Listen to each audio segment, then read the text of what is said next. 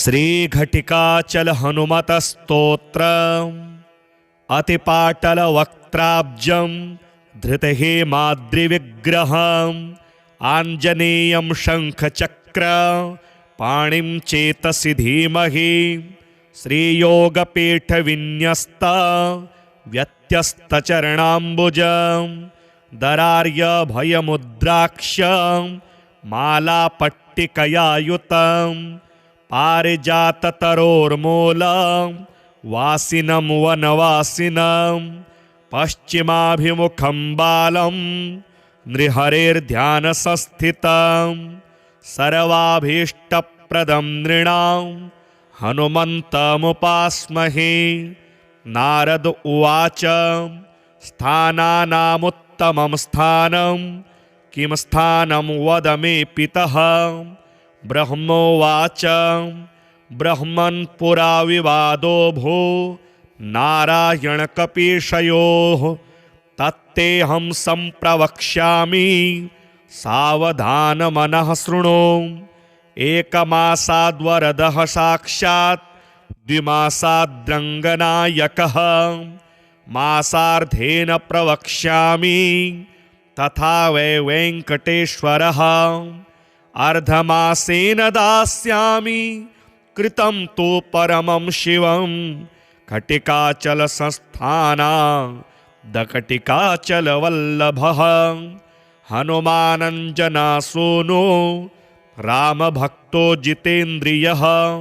घटिकादेव काम्यानां कामदाता भवाम्यहं शङ्खचक्रप्रदो येन प्रदस्यामि हरिः परां। घटिकाचलसंस्थाने घटिकां वसते यदि समुक्तः सर्वलोकेषु वायुपुत्रप्रसादतः ब्रह्मतीर्थस्य निकटे राघवेन्द्रस्य सन्निधौ वायुपुत्रं समालोक्य न भयं विद्यते नरे। तस्माद्वायुसुतस्थानं पवित्रमतिदुर्लभं पूर्वाब्धे पश्चिमे भागे दक्षिणाब्धेस्तथोत्तरे वेङ्कटाद्दक्षिणे भागे पर्वते घटिकाचले। तत्रैव ऋषयः सर्वे तपस्तप्यन्ति सादरं पञ्चाक्षरमहामन्त्रं द्विषटकं च द्विजातीनां नाममन्त्रं ततः श्रीमन् स्त्रीशूद्राणामुदाहृतं। तत्र स्नात्वा ब्रह्मतीर्थे नत्वा तं वायुमन्दिरे वायुपुत्रं भजे नित्यं सर्वारिष्टविवर्जितः। सेवते मण्डलं नित्यं तथा वैयर्दमण्डलं वाञ्छितं विन्दते नित्यं वायुपुत्रप्रसादतः। तस्मात् त्वमपि भोः पुत्र निवासं घटिकाचले। नारद उवाच कथं वासः प्रकर्तव्यो घटिकाचलमस्तके केन मन्त्रेण बलवानाञ्जनेयः प्रसीदतः। विधानं तस्य मन्त्रस्य होमं चैव विशेषतः कियत्कालं तत्र वासं कर्तव्यं तन्ममावद। ब्रह्मोवाच ब्रह्मतीर्थे ततः स्नात्वा हनुमत्सन्मुखे स्थितः 12 तु नित्यमष्टसहस्रकं जपेन्नियमतः शुद्धस्तद्भक्तस्तु परायणः। निराहारः फलाहारो ब्रह्मचर्यव्रते स्थितः मण्डलं तत्र वस्तव्यं भक्तियुक्तेन चेतसा। ध्यानश्लोकं प्रवक्ष्यामि शृणु नारद तत्त्वतः। तमञ्जनानन्दनमिन्दुबिम्ब निभाननं सुन्दरमप्रमेयं सीतासुतं सूक्ष्मगुणस्वदेहं श्रीरामपादार्पणचित्तवृत्तिम् एवं ध्यात्वा सदा भक्त्या तत्पादजलजं मुदा। चतुर्थांशेन होमं वा कर्तव्यं पायसेन च विधिना विधियुक्तस्तु विदित्वा घटिकाचलं जगाम जयमन्विच्छा निन्द्रियाणां महामनाः। एवं नियमयुक्तः सन् यः करोति हरेः प्रियं विजयं विन्दते देहि वायुपुत्रप्रसादतः। अतिपाटलवक्त्राब्जं धृतहेमाद्रिविग्रहम् आञ्जनेयं शङ्खचक्र पाणिं चेतसि धीमहि। श्रीयोगपीठविन्यस्त व्यत्यस्तचरणाम्बुजं दरार्यभयमुद्राक्ष मालापट्टिकयायुतं पारिजाततरोर्मूलं वासिनं वनवासिनं पश्चिमाभिमुखं बालं नृहरेर्ध्यानसंस्थितं सर्वाभीष्टप्रदं नृणां हनुमन्तमुपास्महे। नारद उवाच स्थानानामुत्तमं स्थानं किं स्थानं वद मे पितः। ब्रह्मोवाच ब्रह्मन् पुरा विवादो भो नारायणकपीशयोः तत्तेऽहं सम्प्रवक्ष्यामि सावधानमनः शृणु। एकमासाद्वरदः साक्षात् द्विमासाद्रङ्गनायकः मासार्धेन प्रवक्ष्यामि तथा वै वेङ्कटेश्वरः। अर्धमासेन दास्यामि कृतं तु परमं शिवं घटिकाचलसंस्थानादघटिकाचलवल्लभः हनुमानञ्जनासूनो रामभक्तो जितेन्द्रियः। घटिकादेव काम्यानां कामदाता भवाम्यहं शङ्खचक्रप्रदो येन प्रदस्यामि हरिः परां। घटिकाचलसंस्थाने घटिकां वसते यदि समुक्तः सर्वलोकेषु वायुपुत्रप्रसादतः। ब्रह्मतीर्थस्य निकटे राघवेन्द्रस्य सन्निधौ वायुपुत्रं समालोक्य न भयं विद्यते नरे। तस्माद्वायुसुतस्थानं पवित्रमतिदुर्लभं पूर्वाब्धे पश्चिमे भागे दक्षिणाब्धेस्तथोत्तरे वेङ्कटाद्दक्षिणे भागे पर्वते घटिकाचले। तत्रैव ऋषयः सर्वे तपस्तप्यन्ति सादरं पञ्चाक्षरमहामन्त्रं द्विषटकं च द्विजातीनां नाममन्त्रं ततः श्रीमन् स्त्रीशूद्राणामुदाहृतं। तत्र स्नात्वा ब्रह्मतीर्थे नत्वा तं वायुमन्दिरे वायुपुत्रं भजे नित्यं सर्वारिष्टविवर्जितः। सेवते मण्डलं नित्यं तथा वैयर्दमण्डलं वाञ्छितं विन्दते नित्यं वायुपुत्रप्रसादतः। तस्मात् त्वमपि भोः पुत्र निवासं घटिकाचले। नारद उवाच कथं वासः प्रकर्तव्यो घटिकाचलमस्तके केन मन्त्रेण बलवानां जनेयः प्रसीदतः। विधानं तस्य मन्त्रस्य होमं चैव विशेषतः कियत्कालं तत्र वासं कर्तव्यं तन्ममावद। ब्रह्मोवाच ब्रह्मतीर्थे ततः स्नात्वा हनुमत्सन्मुखे स्थितः 12 तु नित्यमष्टसहस्रकं जपेन्नियमतः शुद्धस्तद्भक्तस्तु परायणः निराहारः फलाहारो ब्रह्मचर्यव्रते स्थितः। मण्डलं तत्र वस्तव्यं भक्तियुक्तेन चेतसा। ध्यानश्लोकं प्रवक्ष्यामि शृणु नारद तत्त्वतः।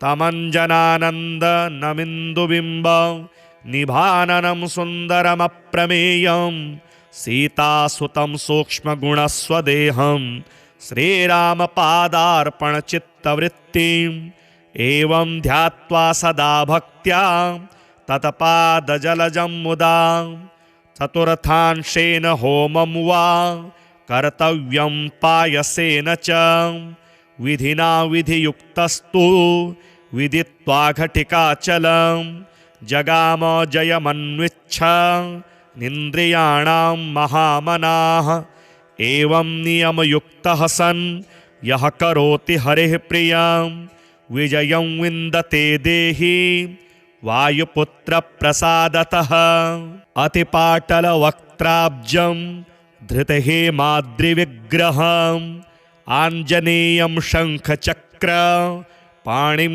चेतसि धीमहि श्रीयोगपीठविन्यस्त व्यत्यस्तचरणाम्बुजं दरार्यभयमुद्राक्ष मालापट्टिकयायुतं पारिजाततरोर्मूलं वासिनं वनवासिनं पश्चिमाभिमुखं बालं नृहरेर्ध्यानसंस्थितं सर्वाभीष्टप्रदं नृणां हनुमन्तमुपास्महे। नारद उवाच स्थानानामुत्तमं स्थानं किं स्थानं वद मे पितः। ब्रह्मोवाच ब्रह्मन् पुरा विवादो भो नारायणकपीशयोः तत्तेऽहं सम्प्रवक्ष्यामि सावधानमनः शृणु। एकमासाद्वरदः साक्षात् द्विमासाद्रङ्गनायकः मासार्धेन प्रवक्ष्यामि तथा वै वेङ्कटेश्वरः अर्धमासेन दास्यामि कृतं तु परमं शिवं घटिकाचलसंस्थानादघटिकाचलवल्लभः हनुमानञ्जनासूनो रामभक्तो जितेन्द्रियः घटिकादेव काम्यानां कामदाता भवाम्यहं शङ्खचक्रप्रदो येन प्रदस्यामि हरिः परां घटिकाचलसंस्थाने घटिकां वसते यदि समुक्तः सर्वलोकेषु वायुपुत्रप्रसादतः ब्रह्मतीर्थस्य निकटे राघवेन्द्रस्य सन्निधौ वायुपुत्रं समालोक्य न भयं विद्यते नरे तस्माद्वायुसुतस्थानं पवित्रमतिदुर्लभं पूर्वाब्धे पश्चिमे भागे दक्षिणाब्धेस्तथोत्तरे वेङ्कटाद्दक्षिणे भागे पर्वते घटिकाचले तत्रैव ऋषयः सर्वे तपस्तप्यन्ति सादरं पञ्चाक्षरमहामन्त्रं द्विषटकं च द्विजातीनां नाममन्त्रं ततः श्रीमन् स्त्रीशूद्राणामुदाहृतं तत्र स्नात्वा ब्रह्मतीर्थे नत्वा तं वायुमन्दिरे वायुपुत्रं भजे नित्यं सर्वारिष्टविवर्जितः सेवते मण्डलं नित्यं तथा वैयर्दमण्डलं वाञ्छितं विन्दते नित्यं वायुपुत्रप्रसादतः तस्मात् त्वमपि भोः पुत्र निवासं घटिकाचले। नारद उवाच कथं वासः प्रकर्तव्यो घटिकाचलमस्तके केन मन्त्रेण बलवानाञ्जनेयः प्रसीदतः विधानं तस्य मन्त्रस्य होमं चैव विशेषतः कियत्कालं तत्र वासं कर्तव्यं तन्ममावद। ब्रह्मोवाच ब्रह्मतीर्थे ततः स्नात्वा हनुमत्सन्मुखे स्थितः द्वादशाक्षरमन्त्रं तु नित्यमष्टसहस्रकं जपे नियमतः शुद्धस्तद्भक्तस्तु परायणः निराहारः फलाहारो ब्रह्मचर्यव्रते स्थितः मण्डलं तत्र वस्तव्यं भक्तियुक्तेन चेतसा ध्यानश्लोकं प्रवक्ष्यामि शृणु नारद तत्त्वतः तमञ्जनानन्दनमिन्दुबिम्बं निभाननं सुन्दरमप्रमेयं सीतासुतं सूक्ष्मगुणस्वदेहं श्रीरामपादार्पणचित्तवृत्तिम् एवं ध्यात्वा सदा भक्त्या तत्पादजलजं मुदा चतुर्थांशेन होमं वा कर्तव्यं पायसेन च विधिना विधियुक्तस्तु विदित्वा घटिकाचलं जगाम जयमन्विच्छ निन्द्रियाणां महामनाः एवं नियमयुक्तः सन् यः करोति हरिः प्रियं विजयं विन्दते देहि वायुपुत्रप्रसादतः अतिपाटलवक्त्राब्जं धृतहेमाद्रिविग्रहम् आञ्जनेयं शङ्खचक्र पाणिं चेतसि धीमहि श्रीयोगपीठविन्यस्त व्यत्यस्तचरणाम्बुजं दरार्यभयमुद्राक्ष मालापट्टिकयायुतं पारिजाततरोर्मूलं वासिनं वनवासिनं पश्चिमाभिमुखं बालं नृहरेर्ध्यानसंस्थितं सर्वाभीष्टप्रदं नृणां हनुमन्तमुपास्महे। नारद उवाच स्थानानामुत्तमं स्थानं किं स्थानं वद मे पितः। ब्रह्मोवाच ब्रह्मन् पुरा विवादो भो नारायणकपीशयोः तत्तेऽहं सम्प्रवक्ष्यामि सावधानमनः शृणु। एकमासाद्वरदः साक्षात् द्विमासाद्रङ्गनायकः मासार्धेन प्रवक्ष्यामि तथा वै वेङ्कटेश्वरः अर्धमासेन दास्यामि कृतं तु परमं शिवं कटिकाचलसंस्थानादकटिकाचलवल्लभः हनुमानञ्जनासूनो रामभक्तो जितेन्द्रियः घटिकादेव काम्यानां कामदाता भवाम्यहं शङ्खचक्रप्रदो येन प्रदस्यामि हरिः परां घटिकाचलसंस्थाने घटिकां वसते यदि समुक्तः सर्वलोकेषु वायुपुत्रप्रसादतः ब्रह्मतीर्थस्य निकटे राघवेन्द्रस्य सन्निधौ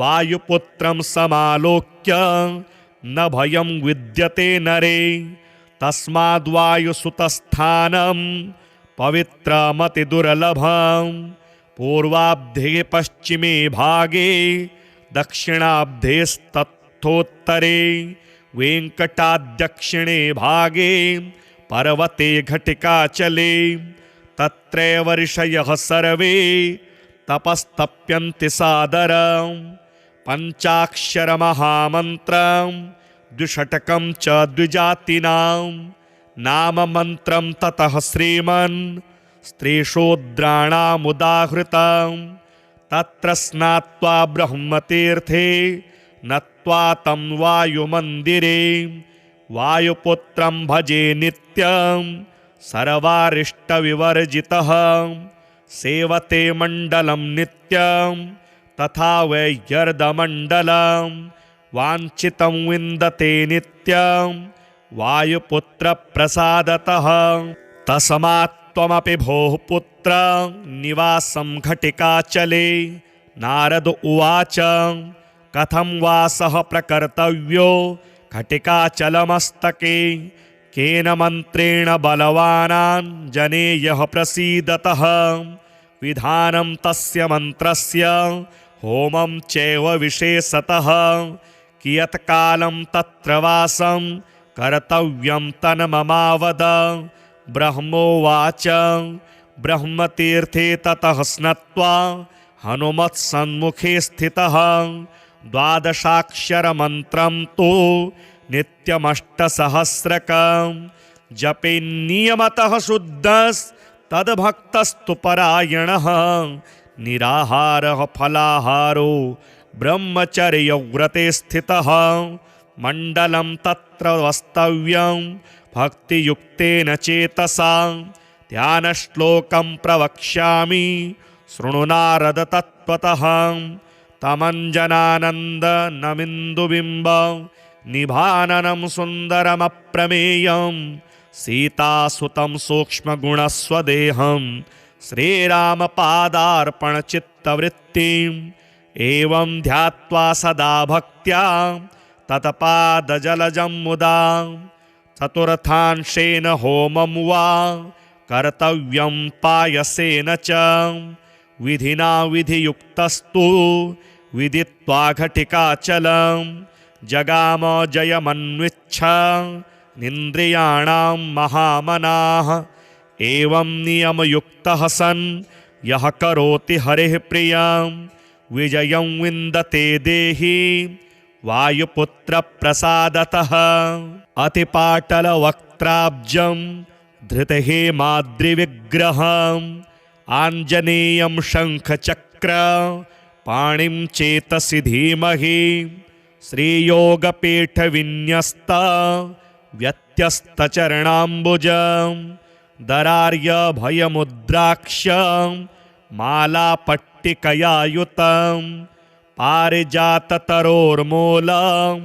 वासिनं वनवासिनं पश्चिमाभिमुखं बालं नृहरेर्ध्यानसंस्थितं सर्वाभीष्टप्रदं नृणां हनुमन्तमुपास्महे नारद उवाच स्थानानामुत्तमं स्थानं किं स्थानं वद मे पितः ब्रह्मोवाच ब्रह्मन् पुरा विवादो भो नारायणकपीशयोः तत्तेऽहं सम्प्रवक्ष्यामि सावधानमनः शृणु एकमासाद्वरदः साक्षात् द्विमासाद्रङ्गनायकः मासार्धेन प्रवक्ष्यामि तथा वै वेङ्कटेश्वरः अर्धमासेन दास्यामि कृतं तु परमं शिवं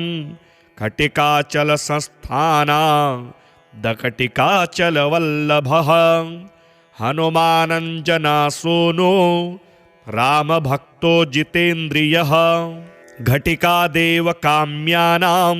कामदाता भवाम्यहं शङ्खचक्रप्रदो येन प्रदस्यामि हरिः परां घटिकाचलसंस्थाने घटिकां वसते यदि समुक्तः सर्वलोकेषु वायुपुत्रप्रसादतः ब्रह्मतीर्थस्य निकटे राघवेन्द्रस्य सन्निधौ वायुपुत्रं समालोक्य न भयं विद्यते नरे तस्माद्वायुसुतस्थानं पवित्रमतिदुर्लभं पूर्वाब्धे पश्चिमे भागे दक्षिणाब्धेस्तथोत्तरे वेङ्कटाद्दक्षिणे भागे पर्वते घटिकाचले तत्रैव ऋषयः सर्वे तपस्तप्यन्ति सादरं पञ्चाक्षरमहामन्त्रं द्विषटकं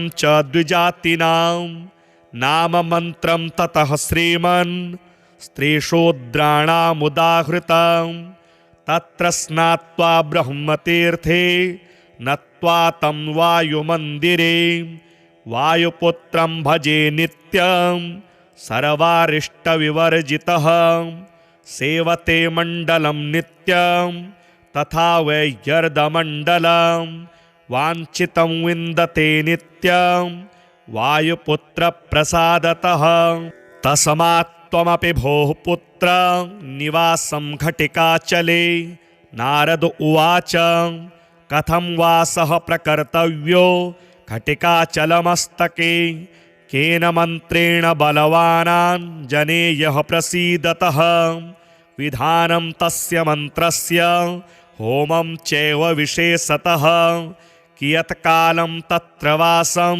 कर्तव्यं तन्ममावद ब्रह्मोवाच ब्रह्मतीर्थे ततः स्नात्वा हनुमत्सन्मुखे स्थितः द्वादशाक्षरमन्त्रं तु नित्यमष्टसहस्रकं जपे नियमतः शुद्धस्तद्भक्तस्तु परायणः निराहारः फलाहारो ब्रह्मचर्यव्रते स्थितः मण्डलं तत्र वस्तव्यं भक्तियुक्तेन चेतसा ध्यानश्लोकं प्रवक्ष्यामि शृणु नारद तत्त्वतः तमञ्जनानन्दनमिन्दुबिम्ब निभाननं सुन्दरमप्रमेयं सीतासुतं सूक्ष्मगुणस्वदेहं श्रीरामपादार्पणचित्तवृत्तिम् एवं ध्यात्वा सदा भक्त्या तत्पादजलजं मुदा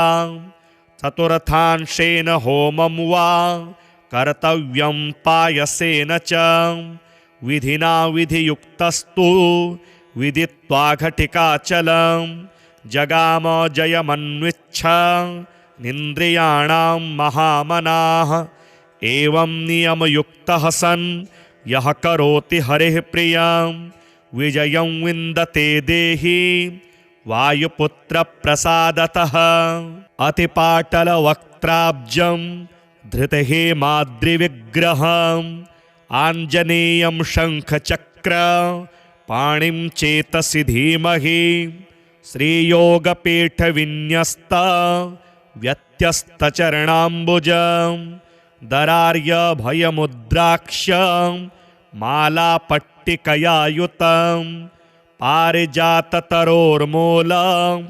वासिनं वनवासिनं पश्चिमाभिमुखं बालं नृहरेर्ध्यानसंस्थितं सर्वाभीष्टप्रदं नृणां हनुमन्तमुपास्महे नारद उवाच स्थानानामुत्तमं स्थानं किं स्थानं वद मे पितः ब्रह्मोवाच ब्रह्मन् पुरा विवादो भो नारायणकपीशयोः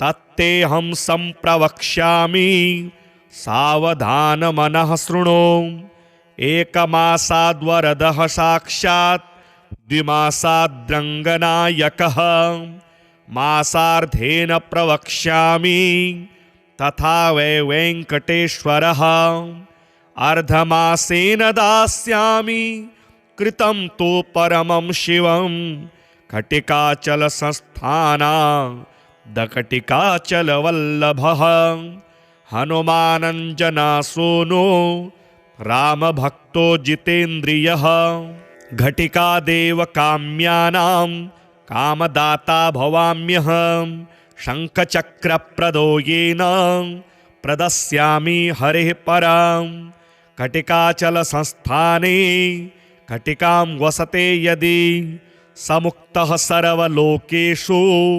वायुपुत्रप्रसादतः ब्रह्मतीर्थस्य निकटे राघवेन्द्रस्य सन्निधौ वायुपुत्रं समालोक्य न भयं विद्यते नरे तस्माद्वायुसुतस्थानं पवित्रमतिदुर्लभं पूर्वाब्धे पश्चिमे भागे दक्षिणाब्धेस्तथोत्तरे वेङ्कटाद्दक्षिणे भागे पर्वते घटिकाचले तत्रैव ऋषयः सर्वे तपस्तप्यन्ति सादरं पञ्चाक्षरमहामन्त्रं द्विषटकं च द्विजातीनां नाममन्त्रं ततः श्रीमन् स्त्रीशूद्राणामुदाहृतं तत्र स्नात्वा ब्रह्मतीर्थे नत्वा तं वायुमन्दिरे वायुपुत्रं भजे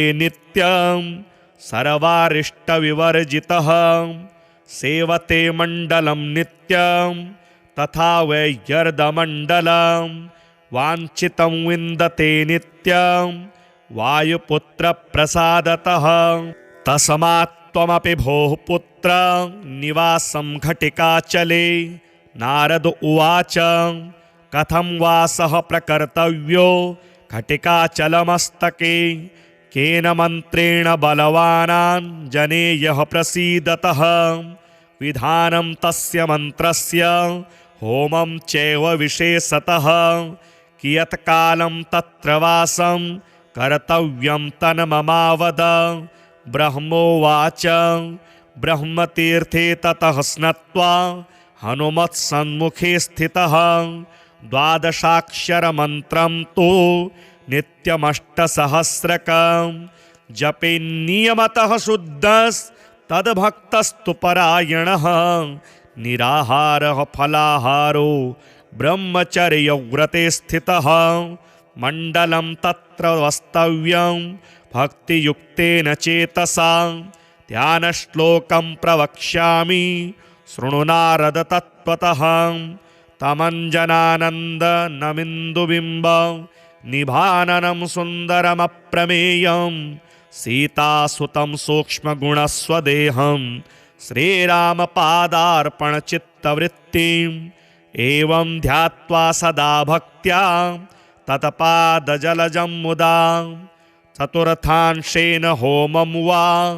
कर्तव्यं पायसेन च विधिना विधियुक्तस्तु विदित्वा घटिकाचलं जगाम जयमन्विच्छ निन्द्रियाणां महामनाः एवं नियमयुक्तः सन् यः करोति हरेः प्रियं विजयं विन्दते देहि वायुपुत्रप्रसादतः अतिपाटलवक्त्राब्जं धृतहेमाद्रिविग्रहम् आञ्जनेयं शङ्खचक्र पाणिं चेतसि धीमहि श्रीयोगपीठविन्यस्त व्यत्यस्तचरणाम्बुजं दरार्यभयमुद्राक्ष मालापट्टिकयायुतं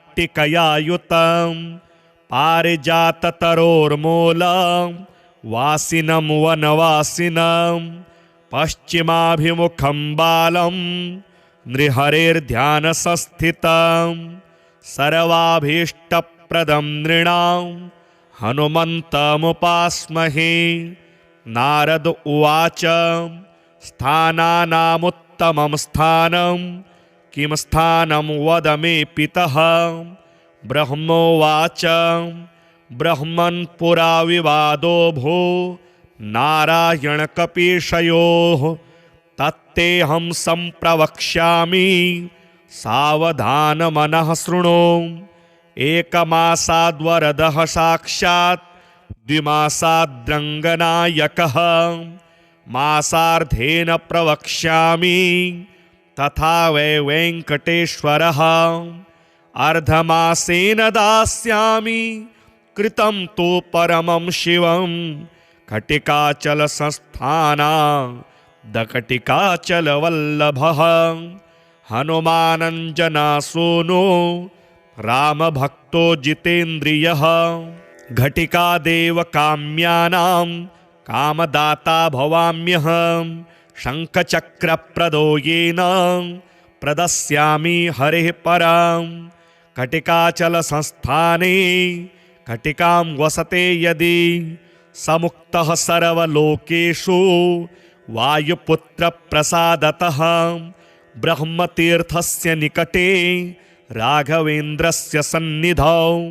वायुपुत्रं समालोक्य न भयं विद्यते नरे तस्माद्वायुसुतस्थानं पवित्रमतिदुर्लभं पूर्वाब्धे पश्चिमे भागे दक्षिणाब्धेस्तथोत्तरे वेङ्कटाद्दक्षिणे भागे पर्वते घटिकाचले तत्रैव ऋषयः सर्वे तपस्तप्यन्ति सादरं पञ्चाक्षरमहामन्त्रं द्विषटकं च द्विजातीनां नाममन्त्रं ततः श्रीमन् स्त्रीशूद्राणामुदाहृतं तत्र स्नात्वा ब्रह्मतीर्थे नत्वा तं वायुमन्दिरे वायुपुत्रं भजे नित्यं सर्वारिष्टविवर्जितः सेवते मण्डलं नित्यं तथा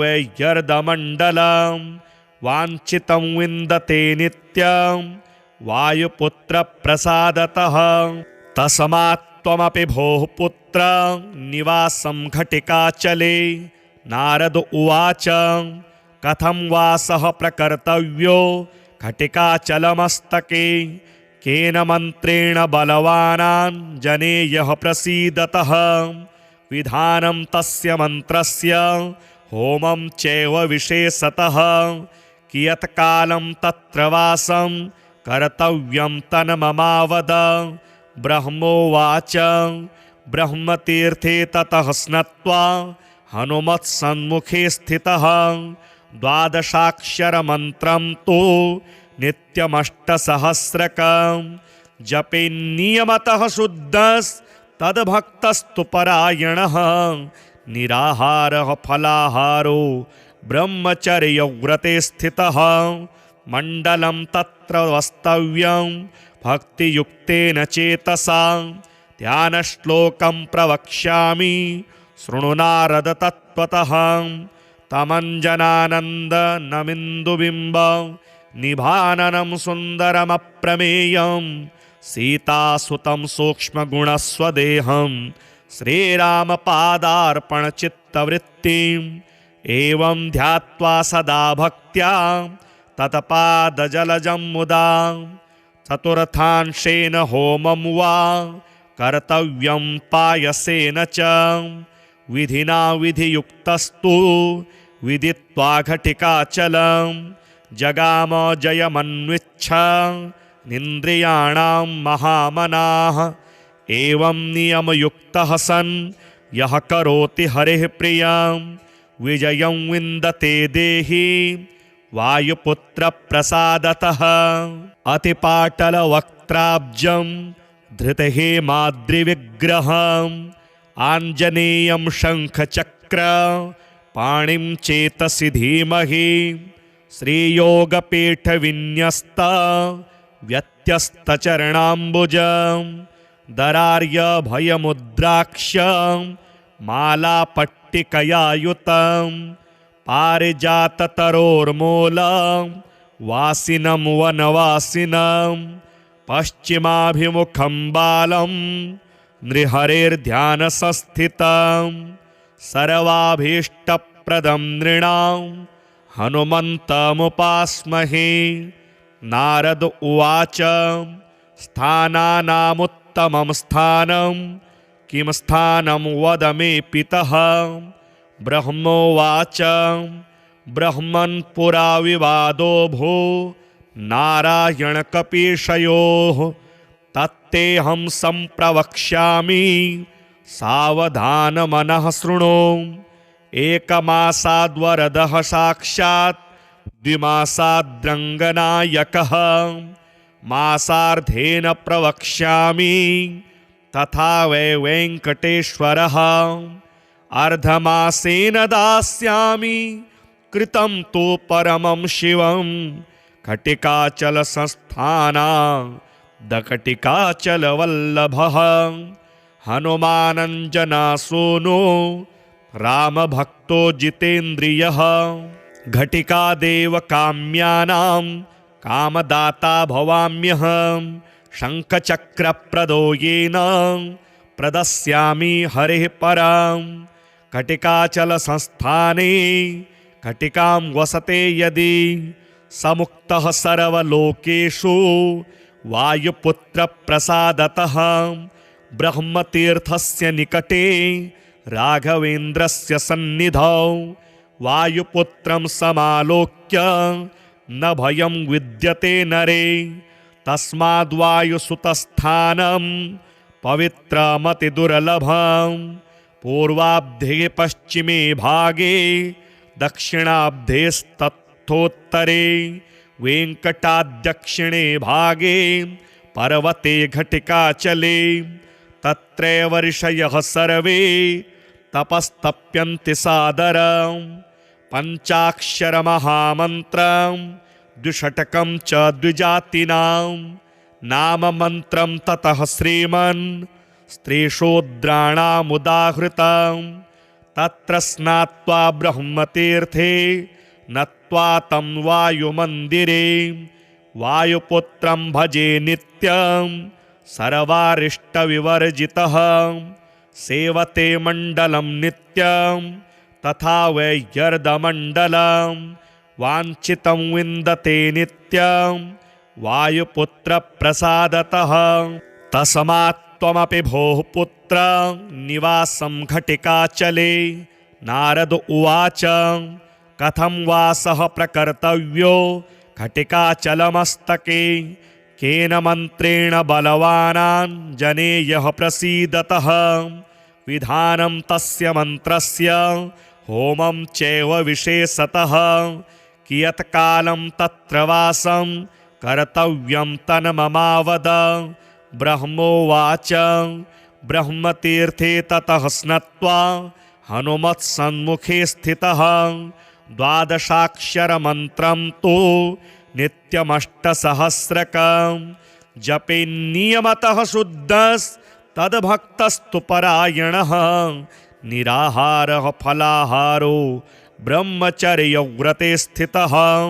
मण्डलं तत्र वस्तव्यं भक्तियुक्तेन चेतसा। ध्यानश्लोकं प्रवक्ष्यामि शृणु नारद तत्त्वतः। तमञ्जनानन्दनमिन्दुबिम्ब निभाननं सुन्दरमप्रमेयं सीतासुतं सूक्ष्मगुणस्वदेहं श्रीरामपादार्पणचित्तवृत्तिम् एवं ध्यात्वा सदा भक्त्या तत्पादजलजं मुदा। चतुर्थांशेन होमं वा कर्तव्यं पायसेन च। विधिना विधियुक्तस्तु विदित्वा घटिकाचलं जगाम जयमन्विच्छा निन्द्रियाणां महामनाः।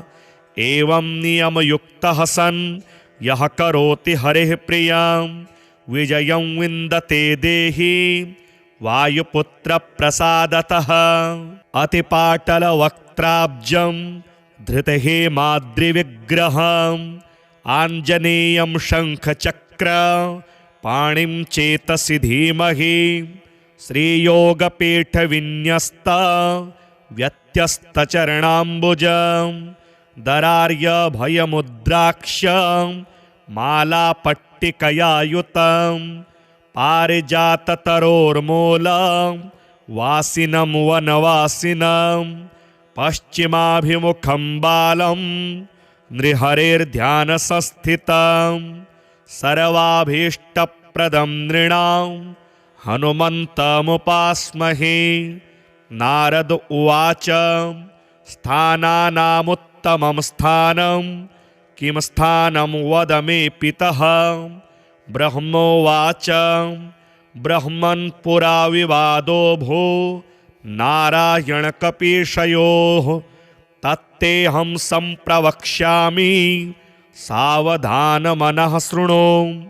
एकमासाद्वरदः साक्षात् द्विमासाद्रङ्गनायकः।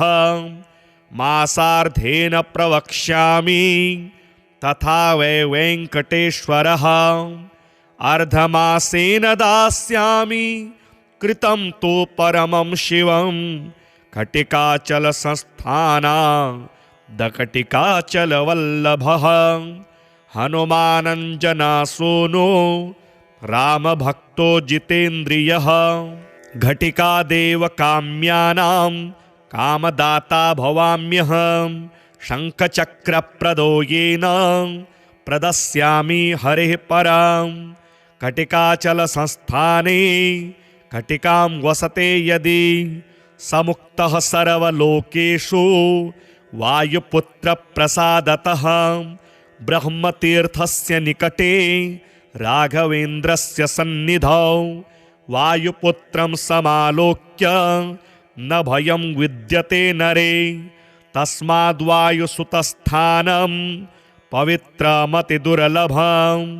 पूर्वाब्धे पश्चिमे भागे दक्षिणाब्धेस्तथोत्तरे वेङ्कटाद्दक्षिणे भागे पर्वते घटिकाचले।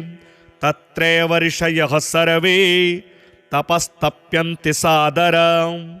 पञ्चाक्षरमहामन्त्रं द्विषटकं च द्विजातिनां। नाममन्त्रं ततः श्रीमन् स्त्रीशूद्राणामुदाहृतं।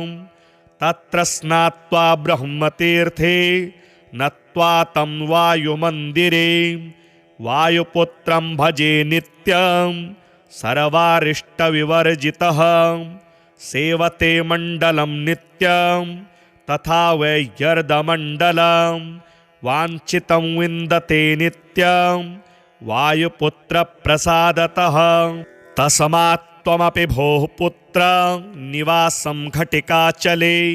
नारद उवाच कथं वासः प्रकर्तव्यो घटिकाचलमस्तके केन मन्त्रेण बलवानाञ्जनेयः प्रसीदतः विधानं तस्य मन्त्रस्य होमं चैव विशेषतः कियत्कालं तत्र वासं कर्तव्यं तन्ममावद। ब्रह्मोवाच ब्रह्मतीर्थे ततः स्नात्वा हनुमत्सन्मुखे स्थितः 12 तु नित्यमष्टसहस्रकं जपे नियमतः शुद्धस्तद्भक्तस्तु परायणः निराहारः फलाहारो ब्रह्मचर्यव्रते स्थितः मण्डलं तत्र वस्तव्यं भक्तियुक्तेन चेतसा ध्यानश्लोकं प्रवक्ष्यामि शृणु नारद तत्त्वतः तमञ्जनानन्दनमिन्दुबिम्ब निभाननं सुन्दरमप्रमेयं सीतासुतं सूक्ष्मगुणस्वदेहं श्रीरामपादार्पणचित्तवृत्तिम् एवं ध्यात्वा सदा भक्त्या तत्पादजलजं मुदा चतुर्थांशेन होमं वा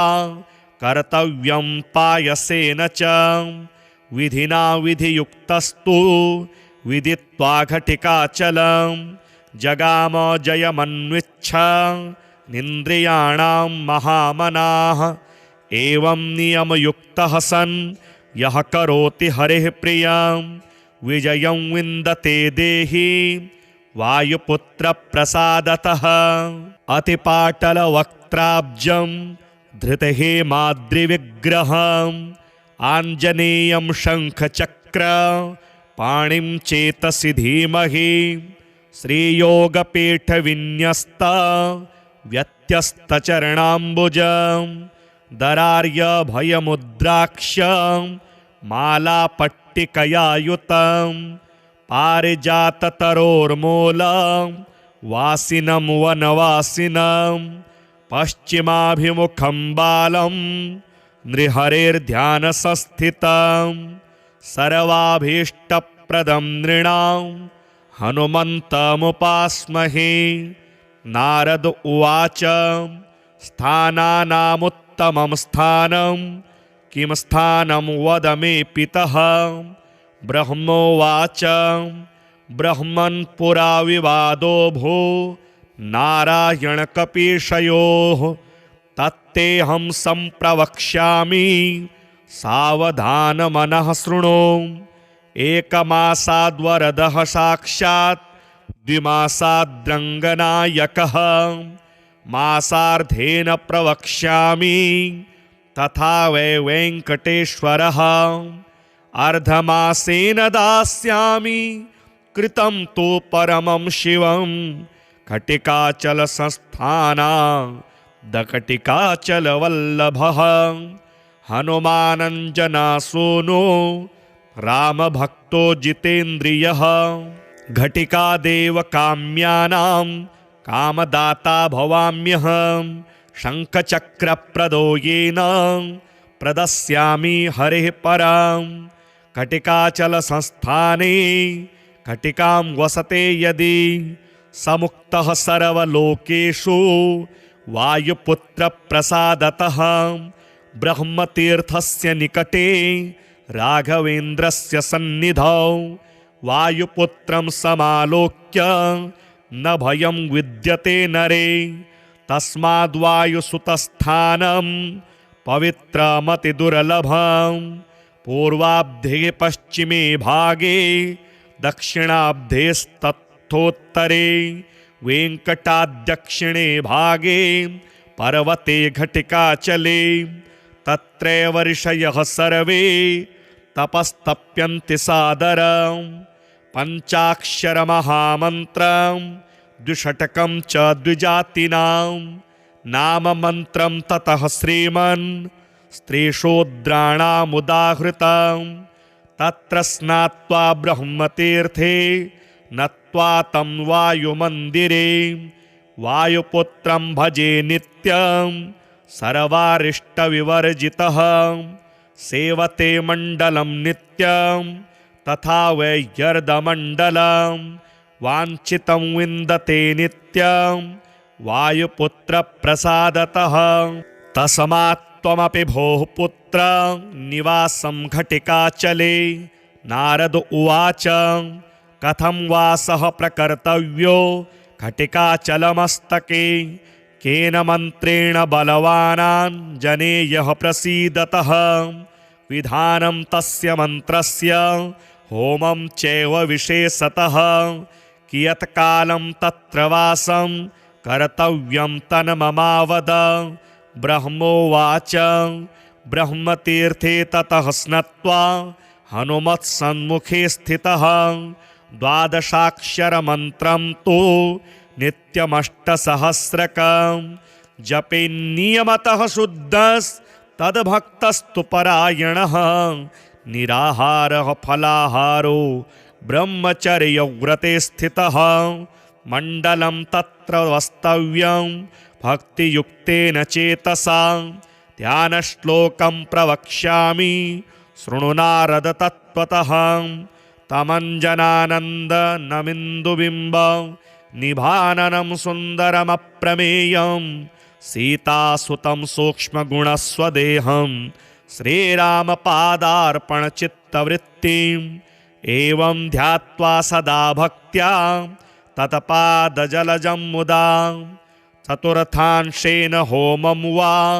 कर्तव्यं पायसेन च विधिना विधियुक्तस्तु विदित्वा घटिकाचलं जगाम जयमन्विच्छ निन्द्रियाणां महामनाः एवं नियमयुक्तः सन् यः करोति हरेः प्रियं विजयं विन्दते देहि वायुपुत्रप्रसादतः अतिपाटलवक्त्राब्जं धृतहेमाद्रिविग्रहम् आञ्जनेयं शङ्खचक्र पाणिं चेतसि धीमहि श्रीयोगपीठविन्यस्त व्यत्यस्तचरणाम्बुजं दरार्यभयमुद्राक्ष मालापट्टिकयायुतं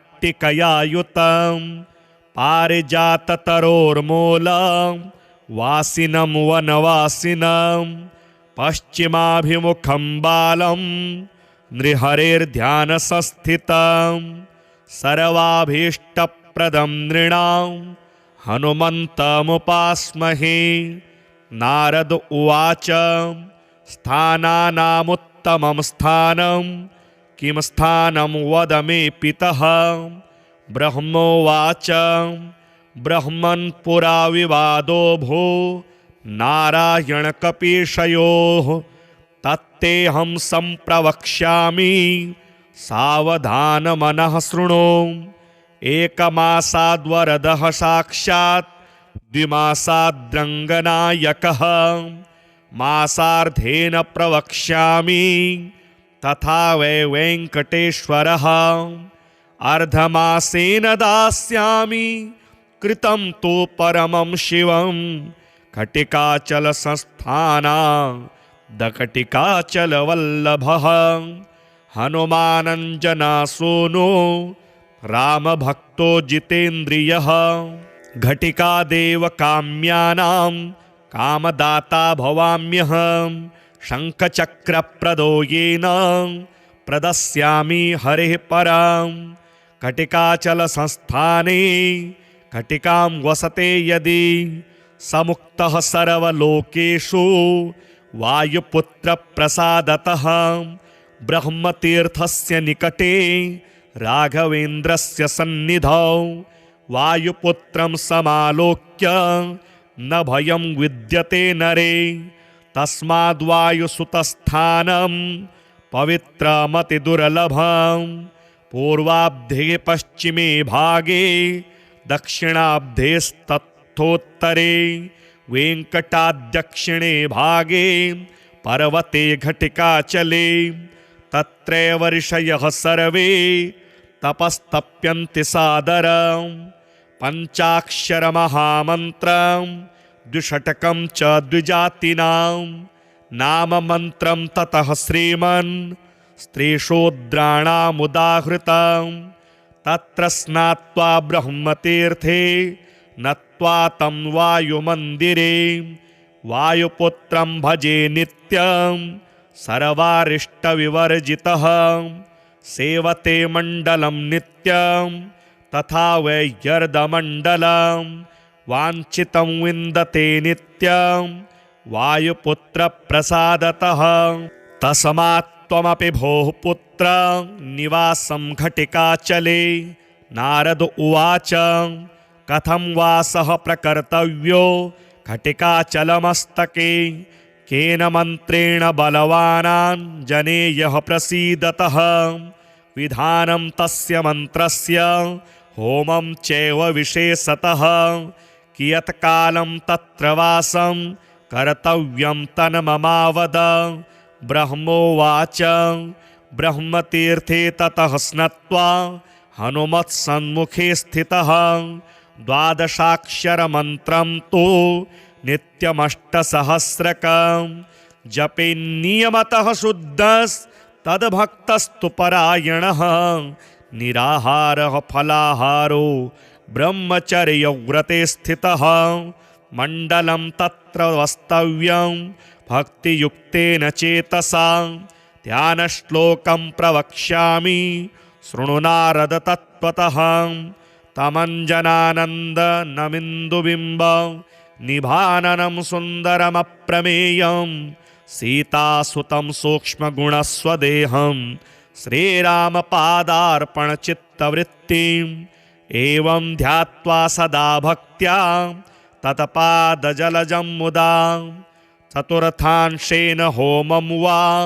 कर्तव्यं पायसेन च विधिना विधियुक्तस्तु विदित्वा घटिकाचलं जगाम जयमन्विच्छ निन्द्रियाणां महामनाः एवं नियमयुक्तः सन् यः करोति हरिः प्रियं विजयं विन्दते देहि वायुपुत्रप्रसादतः अतिपाटलवक्त्राब्जं धृतहेमाद्रिविग्रहम् आञ्जनेयं शङ्खचक्र पाणिं चेतसि धीमहि श्रीयोगपीठविन्यस्त व्यत्यस्तचरणाम्बुजं दरार्यभयमुद्राक्ष मालापट्टिकयायुतं पारिजाततरोर्मूलं